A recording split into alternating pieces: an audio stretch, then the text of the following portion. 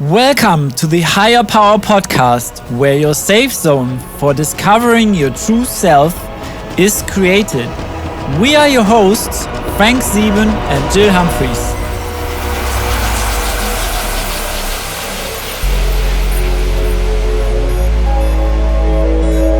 Hi everyone and welcome to the Higher Power Podcast. This is episode 25, Jill. Woohoo! This is wonderful, and this subject, Frank, is really rocking it tonight, and we're going to give extra value like we did last week. And Frank, tell our wonderful listeners what we're going to be covering here in this episode. Well, last week we dived into the self-talk. What is self-talk? Your inner voice, your monkey sitting on your shoulder, and we explained a little bit how you can identify your self-talk and what it does to your body. How does it affect your body and your mind and your life? In tonight's episode, we want to talk about the negative self-talk and take it a little bit further into the topic. What impact can negative self-talk have on your life? So tonight's topic is pretty deep, and we're going to cover quite a few areas of this negative self-talk, and we're going to touch on things that you probably don't realize that you're using. These could be patterns. These could be words that you kind of keep repeating to yourself. And in repeating to yourself, this is a thing you got to look out for, and you got to start to really listen. So what does it mean to really listen? But before we do that, Frank, we've got to make sure that our listeners get our big dose of love and gratitude. Absolutely. So take it away, please. Thank you, Jill. And I also want to invite the people who are listening now. If you missed the last episode, What is Self-Talk? Please circle back and take a listen, because it's really well worth diving into this topic. So now, before we start here in this episode today, we would like to reach out to each and every one of you and thank you for all the love coming our way. It's absolutely incredible, and we are beyond grateful for everything you share with us. In the emails, on the socials, it's absolutely lovely. It's highly inspiring for us, and it keeps us going every day. And guys, it's validation that we're fulfilling our mission, and that is to spread the love, as Frank always says, and just to bring you vital topics that we know has an effect on you. How do we know? Because it has an effect on us. And we always speak from the heart and come from the heart. So these are areas we don't always like to discuss, but I think Frank and I have got a few really treasured nuggets to share with you tonight that may be able to help you on your way on an everyday basis when you're listening to your self-talk. So Frank, let's start about when people focus only on problems. Yeah, this is the main framing of negative self-talk. You focus on the problem, on the essence of complaining, and you really go deep into this. I mean, this will multiply the longer it goes. And instead of focusing on the solution and guiding you away from the problem, you are going down the spiral into the problem more and more and more. And I've been there. I've done that I don't know how many times. Me too. And this is when you get really depressive. And this can also lead to helplessness, because when I'm in this down spiral, I'm hard to reach. People cannot reach me. I mean, I shut down. And it's people want to help, and I notice that they want to help, but somebody inside myself, like this negative self-talk character, let's call it like this, tells me, no, shut down and go down deeper this spiral, because this is where you want to be. That's very scary. It's a freaking liar. Yeah, absolutely. And we all want solutions to problems, but why is it that we always focus more on the problem than thinking there is a solution? And then we think that problem is bigger than it actually is. So we add to it. We bring in old problems on top of this other problem. So we become completely overwhelmed. Yeah. And as you say, we shut down, stop listening, and go to fear. Yeah. And this is also the moment when our patterns kick in. These are very vital triggers for our patterns that we inherited from the past and from our childhood. Absolutely. And if you watch sometimes, watching mothers and children together, and I'm a mum myself, and I was never so much aware of this until I had a child myself, and I used to watch mums, and the only thing they really want to do is really, really love their children, but they have a knee-jerk reaction to something that's happened, and instead they go straight to fear. They see the problem. The thing that they think is going to happen hasn't happened, but they tell the child it's going to. Yeah, it's going to happen, and they talk in a way that don't do this, don't, because this will happen, don't do this. Well, I have to really catch myself, and you know my son, Frank, and he kind of looks at me and goes, Mum, for goodness sake. He says, why is it that you see the accident already and I've not even left the house? Yeah, very true. Yeah, that's when these are the moments when you really have to catch yourself before going into these catastrophizing fear and in this catastrophizing pattern that will always describe the horrible disaster coming your way, but it's not even materialized yet. No, but in our heads, it's already happened. Yes, this is the crucial part. Yes. Yeah, our body feels it, our heart sinks. You go down the road of thinking, oh no, please, don't let this happen. And then you're in such a high alert that your whole body is just vibrating and shaking at such a fear-based level. It's horrible and it's frightening. But why is it that we go to a situation and then we see that every bad thing that happens is like a horrible disaster? Instead, be realistic in your thoughts and your thinking, in your assessment, and stop scaring yourself. Yeah, and I want to add that actually your subconsciousness cannot decide or differentiate between the truth and reality at that moment. So if you're really thinking these patterns, like this horrible disaster will happen, and you're picturing this in your mind, your subconsciousness does everything to make this a reality because it understands what you're thinking of. That's scary. But you also might backtrack to something that did happen that was pretty bad. And the biggest fear you've got is this, maybe it'll repeat itself. So be clear about what's actually happened rather than what you think is going to happen. You've got no proof, so don't go there. Now, that's easy to say. And as a mother, if my son is more than an hour late and I haven't heard from him, I'm in this place. I'm going to be in this place because, unfortunately, we do live in a fear-based world. And my self-talk sometimes isn't the best then, but I have to be clearer. My conscious mind has to say to me, okay, we have to accept that he's late. There is a reason for it. And also you have to prepare yourself that, yes, bad things do happen. And many bad things are often an inconvenience to us. Perhaps a mistake, a foul up. Yeah. But it's not necessarily a trauma, a tragedy, or a disaster. See it as it is, not worse than it actually is. We always go into these situations, as you just said, Jill, expecting the worst. For example, I've been on a date, actually, where I really thought about, does she like me? What if she doesn't like me? And I was playing this whole, it's like a story starting with a little thought, but it's building and promotes anxiety more and more and more because you're expecting the worst.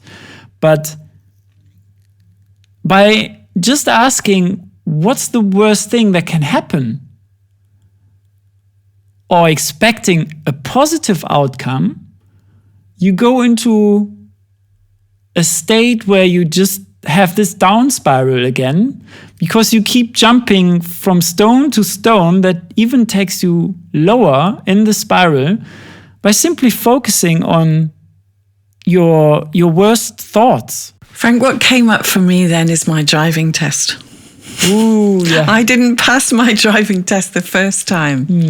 I passed it the second time. The first time was an absolute disaster for me because the car engine actually blew up. And it frightened me beyond, but it wasn't me that caused that. The actual car was at a fault. But when I was at the top of a hill, I realised the brake had failed. Yeah. And so I was desperately trying to pull on the handbrake, and the instructor was looking at me as if to say, control the car. And I was looking at him and saying, I can't. We're going backwards. We're going to crash. Boy. I feel terrible. I'm sorry. Yeah. But at that point, I was at that point of no return where I completely lost logic. Yeah. Yeah, that's what happened. Instead of stepping in and taking control of that, at that one moment, I thought to myself, whatever's going to happen is happening. It's the worst is done anyway. But then I looked out the window and these people were looking across the road at me as I was going backwards and I wasn't able to go forwards. Yeah. And I thought to myself, I need to get myself together, get a grip. Yeah, get a grip. And I suddenly grabbed hold of the handbrake and I just rammed my feet on the clutch, on the brake, and we came to a stop. Wow. But my instructor actually said, I don't know how long you can hold this for, but I need to get some blocks or something behind the car. And I had to sit there for 5 minutes and these wonderful people just got concrete blocks and everything to stop us going backwards. Wow. But I was so fear-based. Yeah. And what also happens in these moments is that you disencourage yourself by these talks. I know. And then instead of making it better, you're making it worse, and it's counter effective. I learned a lot from that, actually, because I also learned that I could go in two completely alternative states in split seconds. Yeah, it does work. So it was a really bad negative situation, but I had to rescue it quickly because I realized it wasn't just me. It was everyone around me that I had to try and do something for. So I think I got out of my own way. But expecting the worst does not encourage you to behave effectively. You cannot behave effectively when you're expecting the worst because you're just open and receptive to anxiety, severe anxiety. But instead, ask yourself a question and presuppose a positive outcome. When I took my test again, it was a beautiful day, so I was focusing on the day. I also focused on the fact that I did not go the same place that he took me previously. That's better. I went another place. I was just floating through it and I thought, what will be? Positive outcome. I want to pass this test. I don't want to sit here anymore and do this. Boom, I passed it. Yeah, this is actually how you can prepare if you're in a situation like this. You can just turn it around by a simple question. That's it. But my self-talk, I must admit, I just was open and receptive the second time and I thought, I do know what's coming. Yeah. And I also know that there's a brand new engine in that car now. So hopefully the same thing won't happen again. Yeah. That's a great story to share. Thanks, Jill. Thank you. Well, I think, Frank, also there's a good one here which you can get your teeth into, and that's when we stereotype things. Stereotyping, yes, I've done that as well. You get to know, no, you actually don't get to know people. You get to know people, but you put them in a box and say, okay, I know this kind of person, I know how this person will behave, and you don't give this person a real chance to show themselves how they are, how they truly are. You just categorize them into a box you designed already. By putting others and ourselves into preconceived categories and these boxes, we avoid thinking of people as unique individuals. We actually don't give this person you just got to know a chance to express themselves and to show who they are. They're going to find themselves in this box you already put up for them before even getting to know that person. that means you will react in a very different way than just being open-minded and letting this person get closer to you and open up. And stereotyping deprives us of opportunities to get to know and understand the giftedness of those who we do stereotype. Instead, what we've got to do is remind ourselves that we're all humans with unique personalities, each having qualities and shortcomings. Everybody's allowed that. But if we haven't allowed it, we tend to have that superiority over them, and that's undeserved. That's just not right when we stereotype people, because it leads to strained relationships, strained friendships, meeting brand new people, and it already puts almost like a boundary or a barrier between you getting to know that person. And it also shuts down every form of communication in a true way. There can't be truth. This is just based on assumptions. And we know that assumptions are really dangerous. Yeah, it's not good. So give that other person a chance before you stereotype them. Be more receptive to getting to know them without thinking you already do. Yeah, you might be surprised what comes up if you're open-minded and open-hearted to get to know that person. So what about shoulds? Coulda, woulda, shoulda? Ought, must, have to? Used carelessly, these words presuppose rules and standards for behaviour that do not exist in reality. They imply a consequence for non-compliance and often evoke guilt. For example, according to the law, we should obey posted speed limits or pay a fine. If it's equally true that I should be smarter than I am, or I ought to be married by now, of course not. Instead, replace the words should, ought, must with the word could, and realise that you have a gift of choice. Yeah, this opens up the world of possibilities. Absolutely. I love this, Jill. Thanks. Me too. Yeah. It gives you a balance. Without going one way, you can turn it another way. And that's what choices are all about. And you can also have a negative self-talk by thinking in absolutes. And we exaggerate reality with words like always and everyone, as in, for example, I always eat too much. I will never be slim. That shuts down any possibilities, like any other alternatives that could turn out a better way than expected. Instead, replace these exaggerations with words that are more accurate and reflect reality. For example, you can use, I often eat more than I need, but I can change that.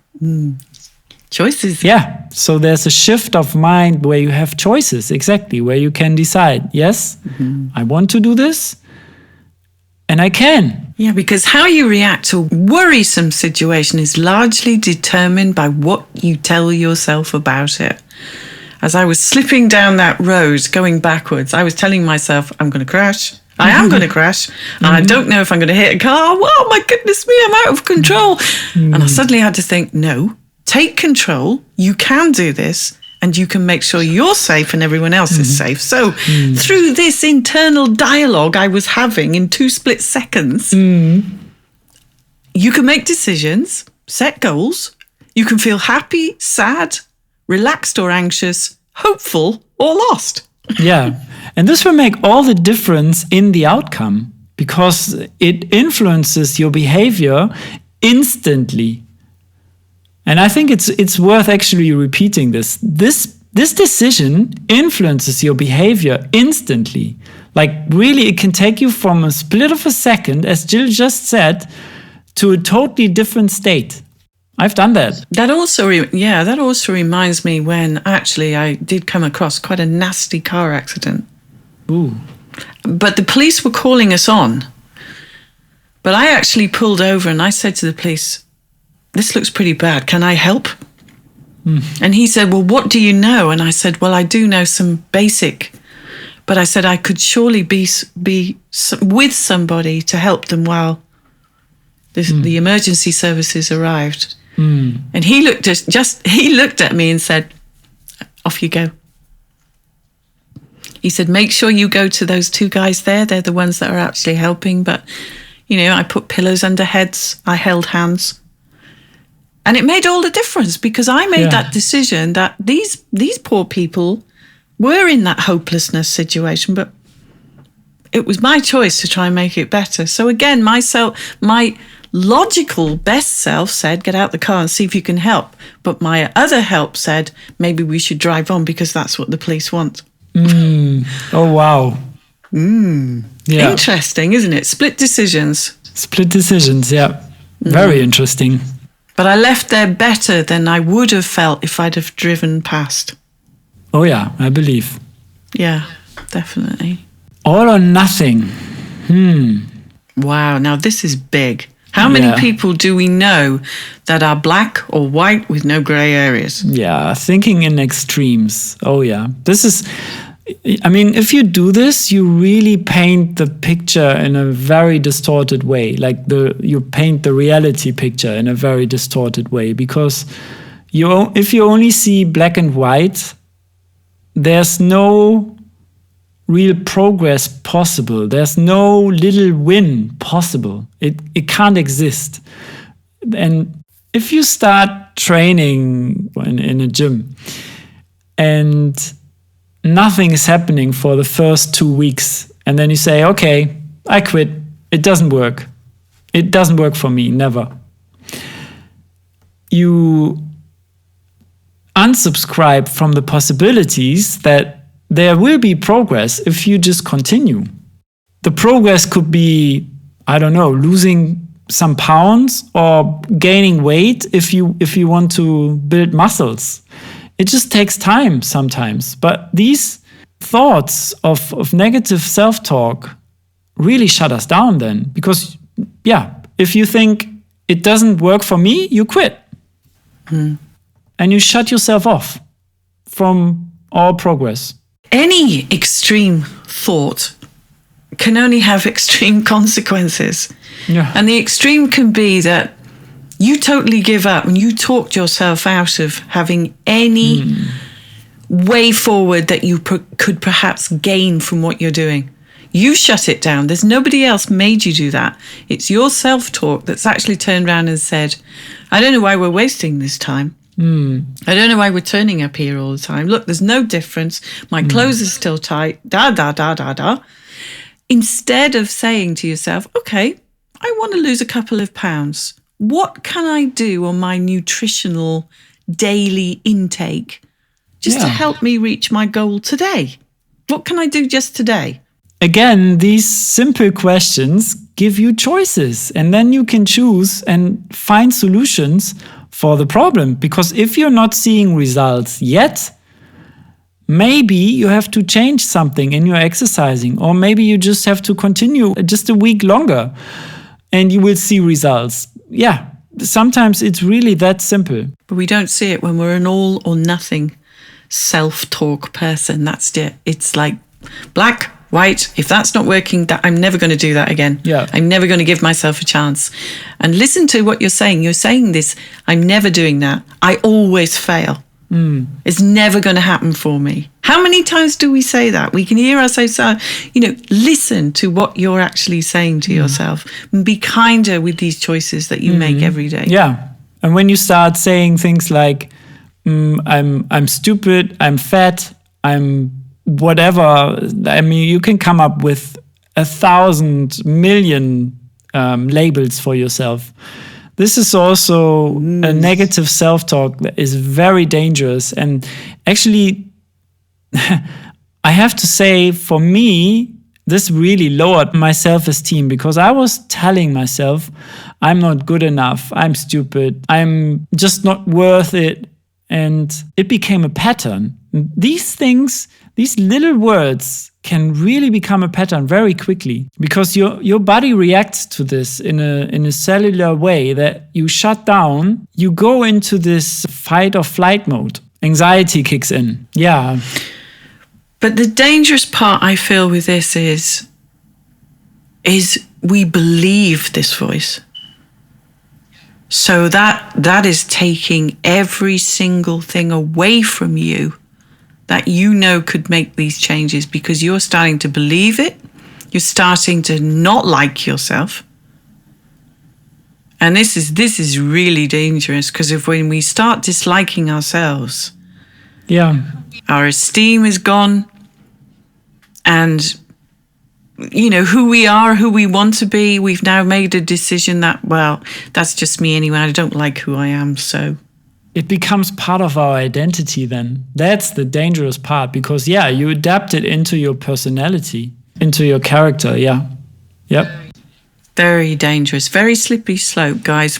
Beware of what you're saying to yourself. We said it in the last episode. Would you still hang around with a friend who spoke to you like you speak to yourself? Probably not. No, I would run. Or kick that person out. I think Tony Robbins always says, how many of us in this room are mean? Not many people put their hands up, but then he says, how many of us have been mean? What state were you in? A stupid state, right?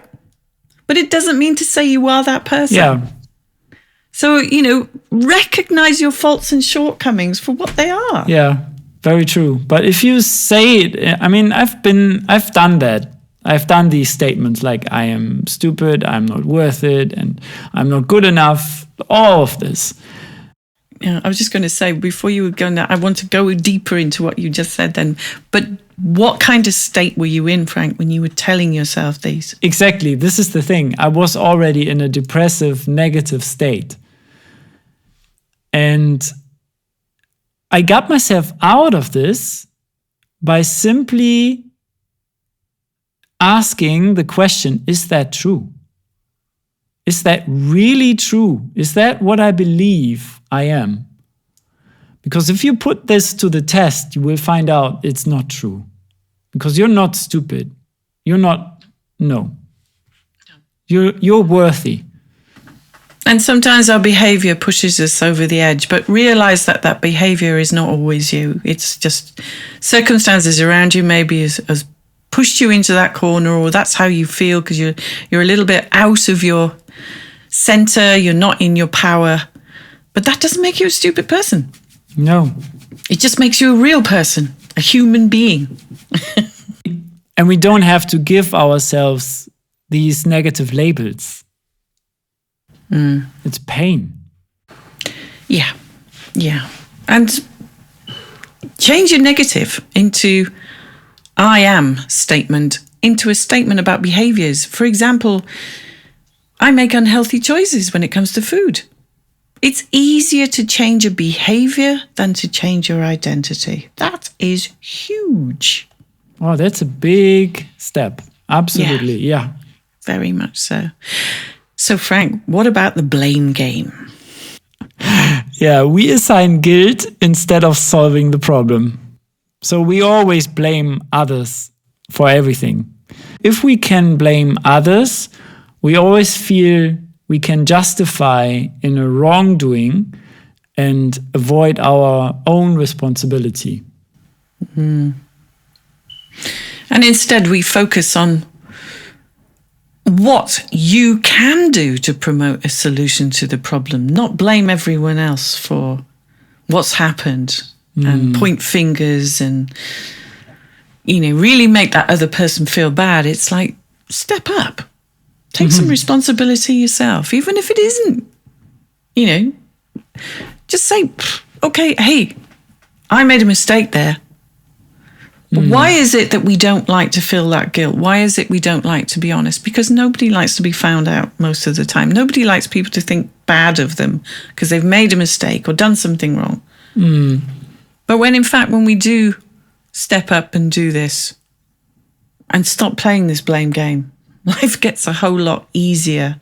And people around you look at you and think, wow, that's somebody who recognized, a human emotion there. And I kind of like being around them. It's a different feeling. Jill, I actually just found a quote. I don't know by whom, but I just want to share this with you. It says, I used to get so angry all the time, I realized I was only making it worse for me. All the stress. Who needs that? Wow. Now there's somebody who's just stepped up and stopped playing the blame game. Yeah. Because we amplify everything that we're feeling. Shoulda, woulda, coulda, stereotyping, catastrophizing, all of it here. But this next one is interesting. How many times do we say yes, but? Everything after but. Oh boy. Oh yeah. Everything after but is an excuse. And here comes the arguments. When someone offers a possible solution to your problem, we reply, yes, but. And this but can list all reasons why something is not supposed to be working for this solution. So it shuts down everything. And everything after but, you can fill in the blank, is an excuse that leads to no solution. And plus the fact, if you say yes, but, nobody's listening really. You're not listening to what the other person has just said or shared. You're just not there. You're just not open to new possibilities and consider alternatives and really listen to the advice and give it a fair hearing before you dismiss it so quickly with, yes, but. Yeah. And again, it's also taking away the responsibility for yourself. For example, yes, but I'm not da-da-da-da-da. Yes, but you can fill in the blank. Oh, yeah. So many scenarios follow yes, but. I've done that too. Oh, me too. I've also done the next one. Me too. Overgeneralizing. What does that mean, Jill?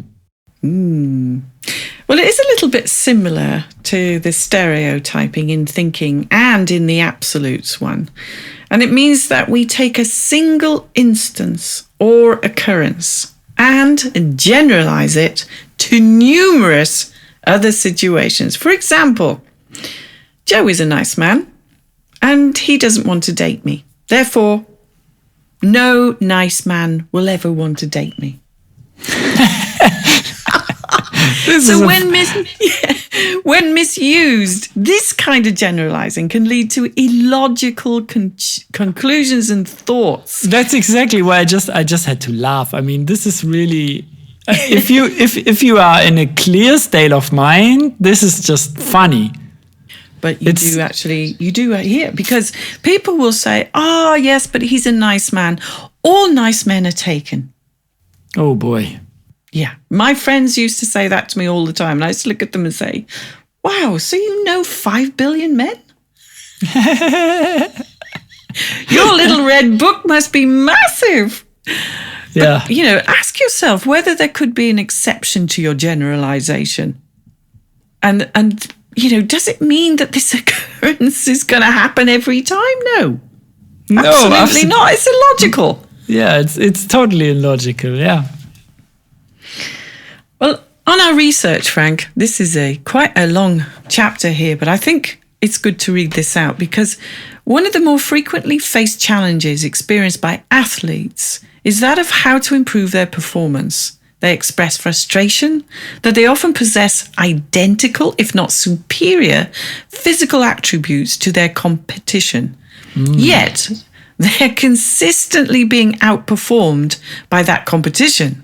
In many of these cases, the factor that separates their performance from the competition's has been found to be rooted in their belief as to their ability to outperform the competition. That's interesting. In other words, they're operating with a limiting belief as to their athletic ability and level of performance they are capable of achieving. Yet, it's well documented that an individual's core beliefs in any given area of their life will ultimately determine the reality they draw into their life, positive, negative, or stagnant. Oh, my goodness me. Yeah. And we did the very first Higher Power podcast on core beliefs and limiting beliefs. And guys, if you want to circle back to those, they are a valuable part of what we've decided to go over again. And that's here with the self-talk, because it all starts with the belief from years and years ago that we might be carrying. And really, you can put that bag down now. So, yeah, I think, Frank, now people know what negative self-talk sounds like. Negative self-talk is usually a mixture of half-truth, poor logic, distortion of reality that perpetuates negative emotions such as pessimism, guilt, fear, and anxiety. It occurs when in times of emotional turmoil or when we're going through stress or personal transition. That's true, Jill. And when you catch your negative self-talk, take a deep breath, relax, and move yourself from the situation. Get up, stretch, take a walk, get a drink of water, change your state in order to interrupt your train of thought and get out of the negative rut, the down cycle. Jill and I have also written down our negative thoughts, and then we have asked ourselves, is it true what we're saying to ourselves? And then we actually went outside and burned it. Are there other possibilities and meanings that I could get from these circumstances? Then replace your negative thoughts with realistic and positive thoughts and write down those as well. Soon you will stop that negative self-talk in mid-sentence and you interrupt yourself and catch it. It doesn't take a continual repetition of negative statements from our parents, peers, and others throughout our childhood to cause low self-esteem or image. But the fact is, once we get a couple in our head, we can use them over and over again. Again and again, we take those false negatives and repeat them unconsciously, completely unaware. And it's like having a constant heckler with you. Well, this is definitely food for thought, and it's a very powerful statement here. So for me, I'm going to send out love, gratitude, and so much light to each and every one of you. Thanks for tuning in. We are really beyond grateful to taking you with you on our journey here. And I'm going to say, see you next week. So from me, I'd like to say love, peace and blessings, guys, wherever you are in the world. And thank you so much for all the love that you show us. And we're going to continue to do this work as long as you want us to, because we've got a big mission to fill. And that mission is to help you change your life for the better. So love, peace and blessings. As I say, beyond grateful for all you guys. Take great care, and we'll see you again with episode 3 next week. So this is Frank and Jill signing out from where your safe zone for discovering your true self is created. Guys, most importantly, spread the love, because this is what it's all about. Bye for now.